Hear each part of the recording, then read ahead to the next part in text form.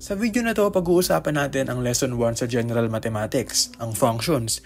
Welcome nga pala sa Study Tambayan PH kung saan papadalain natin ang mga lessons. Tara, simulan na agad natin. So ano ba muna ang function? Sa GenMath, a function is a relation where each input or x is paired with only one output or y. Ibig sabihin, yung function is a type daw siya ng relation kung saan yung isang x may isa lang siyang y. So ano ba yung relation? A relation is basically a set of ordered pairs. So kapag may isang x na may dalawa o higit pang y, hindi na agad siya function. Ngayon naman, let's talk about domain and range. Domain is the set of all possible values of x that you can substitute into a function or a relation. So basically, ang domain, yan lahat ng mga possible values ng x. Range naman, range is the set of all possible values of y. So kung yung domain, yun yung mga x, range naman basically, yun yung mga y. So for example, sa relation or set of pairs na 1, 2, 3, 4, 5, 6, yung mga domain natin yung 1, 3, yung 5. Tapos yung mga range naman natin yung 2, 4, tapos yung 6. Now, there are 4 different ways to determine a function. Binibigay yung mga given sa iba't ibang paraan, and here is how you determine if it is a function or not. Ordered pairs, table of values, graph, and equation. Simulan natin sa ordered pairs. How would we know if the relations represented using ordered pairs is a function or not? Here's an example. Relation F has a set of ordered pairs 1, 2, 2, 4, 3, 6, and 4, 7. Balikan natin yung sinasabi ng function kanina. Ang isang x daw ay dapat may isang y lang. So if titignan natin sa relation F, ang mga x natin or yung mga domain ay 1, 2, 3, at 4. At yung mga y naman natin ay 2, 4, 6, at 7. And as we can see, walang naulit na x, and each x or each input ay may isa lang na output. Meaning, ang relation na ito ay isang function. Here's another example. Relation G has a set of ordered pairs 1, 2, 2, 4, 1, 5, at 3, 6. Ang mga x natin dito ay 1, 2, 1, at 3. At yung mga y naman natin ay 2, 4, 5, at 6. So kung papansinin natin, meron tayong dalawang 1. Yung isang 1 ay may y na 2 at yung isa naman na 1 ay may y na 5. Ibig sabihin, yung x natin na 1, meron siyang dalawang output. Ibig sabihin, this relation is not a function. Next example. So yung mga x natin is 3, 2, 1, 4 and yung mga y naman natin is 1, 1, 2, 5. So as we can see, walang naulit sa domain natin. Pero may naulit sa range natin, which is 1. Function pa rin ba kapag ganito? Yes, it is still a function. Dahil ang function ay kapag may isa lang na partner yung x natin. Hindi sinabi na hindi pwedeng maulit yung y. Ang ordered pairs ay pwede ring maging represented by a mapping diagram. Parang ganito. Kung saan nakatutok yung arrow, basically yun yung kapartner niya. So sa x natin, yung 1 ay kapartner niya yung 6, si 2 kapartner niya yung 7, si 3 kapartner niya yung 5, and si 4 kapartner niya yung 8. And as we can see, every x has its unique y. Ibig sabihin, this is a function. And this another mapping diagram is also a function because as we can see, lahat ng x meron lang siyang isang y. Ngayon naman, let's proceed with table of values. Parang ordered pairs lang din ito, pero naka-table. Here's an example. Ito yung mga x natin, at ito naman yung mga y natin. Pwede natin siya gawing ordered pairs din kung mas nadadalian tayo dun. So katulad lang din kanina, as we can see, every x has its unique y. And for the next example, kung titignan natin yung mga x natin, naulit yung 2 and magkaiba yung value ng y nila. Yung isang 2 kapartner niya yung 8, yung isang 2 naman kapartner niya yung 7, which means this is not a function. Now let's move on to another way to determine a function, graph naman. Malalaman natin if a graph is a function or not using the vertical line test. So ano ba tong vertical line test na to? Vertical line test is a method used to determine whether a graph represents a function. If any vertical line drawn on the graph touches the graph at more than one point, then the graph is not a function. So basically, sa vertical line test, Mag-i-imagine tayo ng parang invisible line na idadaan natin vertically o patayo sa graph natin.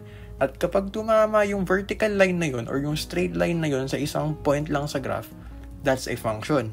Pero kung yung vertical line na yun ay tumama sa graph ng 2 points or more than 2 points, it is not a function. Medyo nakakalito ba? Here's an example para mas mapadali. Let's have this graph right here. Kung maglalagay tayo ng vertical line kahit saan dyan, dapat tatama lang siya sa 1 point lang para maging function siya. So try natin maglagay ng vertical line dito. And as we can see, 1 point lang yung tumatama. Try natin dito, 1 point lang din. Dito, 1 point lang din. As we can see, kahit saan natin ilagay yung vertical line sa graph na to, isang beses lang talaga siya tumatama dun sa line. That means, ang graph na ito ay function. Try naman natin yung vertical line test dito sa graph na to. Lagay natin dito. Dito, try natin dito. Ayan, as we can see, it only touches 1 point. Therefore, this graph is also a function. Here are more examples. Try natin yung vertical line test. And ayan, as we can see, it touches 2 points. And kapag ganun, automatically, this is not a function. And dito rin, kapag nilagay tayo ng vertical line dito, 2 points din tumatama. So, this is also not a function. Try naman natin dito, lagay tayo ng vertical line.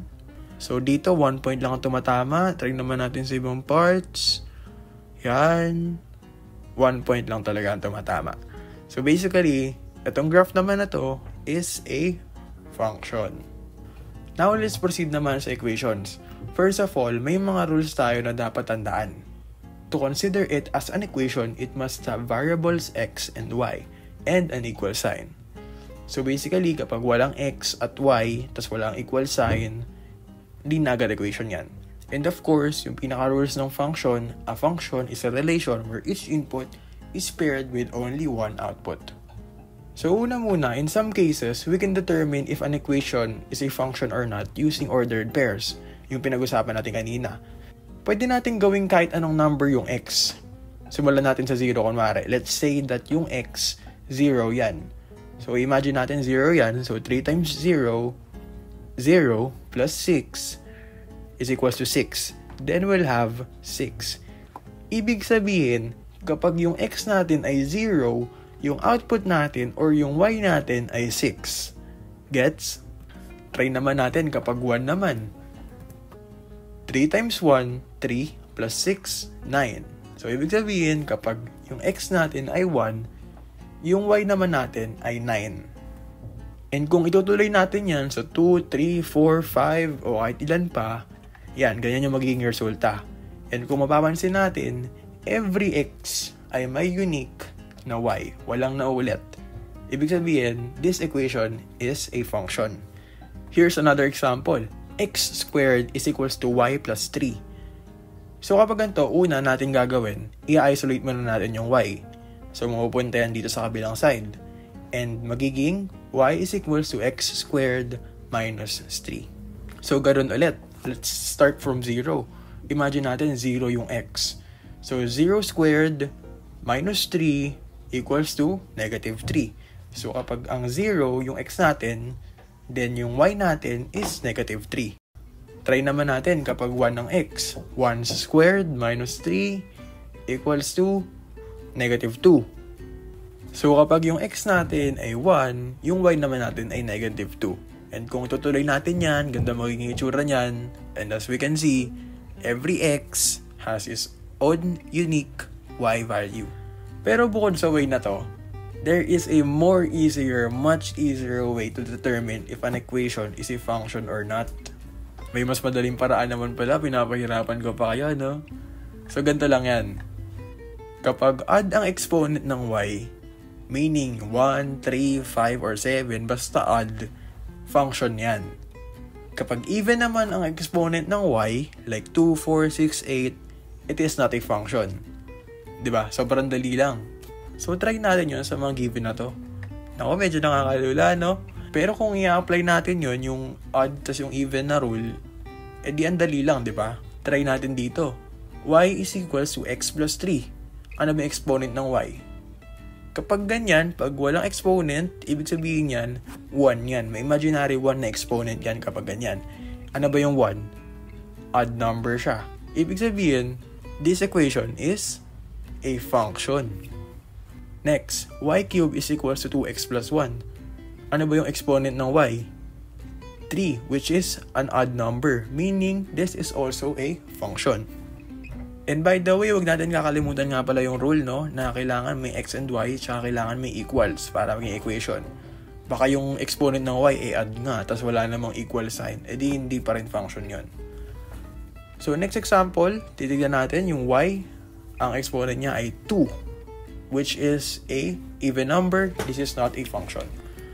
Next example, may x, may y, may equal sign, and yung exponent ng y naman ay 2, which is an even number, so hindi pa rin siya function. Next naman, 2x squared minus 7y equals 7, may x, may y, may equal sign, ang exponent ng y ay 1, so this is a function. Next, y raised to 4 is equals to x minus 5. Kung makikita natin, yung exponent ng y is 4, an even number, so this is not a function. Next naman, y raised to 6 equals to x squared plus 1. Exponent ng y is 6, an even number, so this is not a function. Next naman, x is equals to square root of 4 minus y. Ang exponent ng y ay 1, so this is a function. So, ganun lang kadali yun. Ito naman yung last na tuturo ko sa inyo. Kung pinapayagan kayo mag-gadget or gusto nyong i-double check lang if tama talaga na yung equation, baka di yun naniniwala dun sa odd tas even, pwede natin i-try yan using graphs. Search nyo lang yung GeoGebra, pwede nyo rin yan i-download sa mga phones nyo. And then type nyo lang dito yung equation na gusto nyo malaman if function or not. For example, ito, x squared plus y squared is equals to 100. Ito yung graph niya. Kung maglalagay tayo ng vertical line dyan, tumatama siya sa 2 points. Basically, ito ay not a function. And kung titignan natin yung exponent ng y, even number, so yun nga, hindi talaga siya function. And that ends our video. Maraming salamat po sa panonood. Kapag may katanungan kayo, just comment down below. At kapag nagustuhan nyo naman yung video, just click the like button and subscribe ka na rin. Ako po si Study Tambayan PH, ang katulong mo sa eskwela. Thank you for watching and to God be the glory.